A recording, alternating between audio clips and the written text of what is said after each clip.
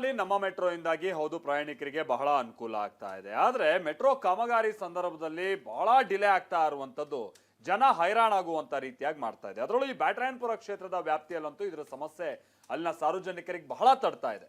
ಹೀಗಾಗಿನೇ ಸಿದ್ದರಾಮಯ್ಯನವರ ಸಂಪುಟದಲ್ಲಿ ಇರೋದ್ರಲ್ಲಿ ಸ್ವಲ್ಪ ಬಹಳ ಆಕ್ಟಿವ್ ಆಗಿ ಕೆಲಸ ಮಾಡುವಂತವ್ರು, ಅದು ಕೆಲ ಸಂದರ್ಭದಲ್ಲಿ ಅಧಿಕಾರಿಗಳನ್ನ ತರಾಟೆಗೆ ತೆಗೆದುಕೊಂಡು ಸಮಸ್ಯೆಗೆ ಒಂದು ಪರಿಹಾರ ಕಂಡುಕೊಳ್ಳುವಂತ ಪ್ರಯತ್ನ ಮಾಡುವಂತವ್ರು ಕೃಷ್ಣ ಬೈರೇಗೌಡರು. ಅವರಂತೂ ಮೊನ್ನೆಯಿಂದ ಬೀದಿಲೂ ಓಡಾಡ್ತಾ ಇದ್ದಾರೆ. ಅಂದ್ರೆ ಈ ಕಾಮಗಾರಿ ನಡೀತಾ ಇರುವಂತ ಕಡೆ ಏನೇನ್ ಸಮಸ್ಯೆ ಆಗ್ತಾ ಇದೆ ಅನ್ನುವಂತ ವಿಚಾರವಾಗಿ ಕೆಲ ಅಧಿಕಾರಿಗಳನ್ನಂತೂ ವಾಚಾಮಗೋಚರವಾಗಿ ತರಾಟೆಗೆ ತೆಗೆದುಕೊಳ್ತಾ ಇದ್ದಾರೆ.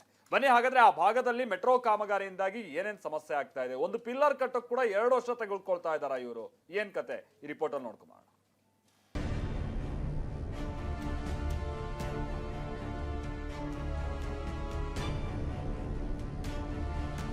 1 year, what you have been doing? You closed it 1 year ago. What are you doing for 1 year? To file cap, you need 1 year. Where is the pillar? Am I blind? I cannot see. Am I blind? Where is the pillar? Where is the pillar? Am I blind? Belagavi ಅಧಿವೇಶನ ಭರದಿಂದ ಸಾಗ್ತಿದೆ. ಈ ನಡುವೆ ಸಚಿವ ಕೃಷ್ಣ ಬೈರೇಗೌಡ ಅವರು ಬಿಡುವು ಮಾಡಿಕೊಂಡು Bengaluru rounds ಹಾಕಿದ್ದಾರೆ. ನಗರದಲ್ಲಿನ ಮೆಟ್ರೋ ಕಾಮಗಾರಿಗಳ ಪರಿಶೀಲನೆ ನಡೆಸಿದ್ದಾರೆ. ಅದರಲ್ಲೂ ಕಾಮಗಾರಿ ಪರಿಸ್ಥಿತಿ ಕೃಷ್ಣ ಬೈರೇಗೌಡರ ಕಣ್ಣು ಕೆಂಪಗಾಗಿಸಿದೆ.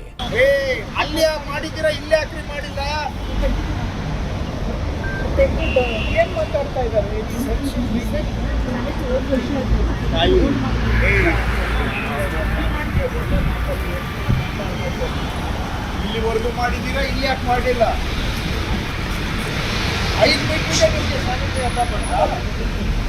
ಫೀಟ್ಗೆ ಅಲ್ಲಿವರೆಗೂ ಹೇಳಿದ್ರು ಏನಾದ್ರು ಕತೆ ಹೇಳ್ತೀರಾ, ಇಲ್ಲಿಗೆ ಯಾಕೆ ಬಿಟ್ರು? ಅಂದಹಾಗೆ ನಾಗವಾರ ನಿಲ್ದಾಣದಿಂದ ಬಾಗಲೂರು ಕ್ರಾಸ್ ನಿಲ್ದಾಣದವರೆಗಿನ 2ನೇ ಹಂತ ಕಾಮಗಾರಿ ನಡೀತಿದೆ. ಆದರೆ ಕಾಮಗಾರಿಗೆ ವೇಗ ಸಿಗ್ತಿಲ್ಲ. ಇದರಿಂದ ಜನರಿಗೆ ನಿತ್ಯ ನರಕ. ಹೀಗಾಗಿ ನಿನ್ನೆ ಬೆಳಗ್ಗೆ 7 ಗಂಟೆಯಿಂದಲೇ ಸಚಿವ ಕೃಷ್ಣ ಬೈರೇಗೌಡ ನಮ್ಮ ಮೆಟ್ರೋ ಕಾಮಗಾರಿ ವೀಕ್ಷಿಸಿದ್ರು. ಈ ವೇಳೆ ಕಾಮಗಾರಿ ಪರಿಸ್ಥಿತಿ ನೋಡಿ ಮಿನಿಸ್ಟರ್ ಪಿತ್ತ ನೆತ್ತಿಗೇರಿತ್ತು.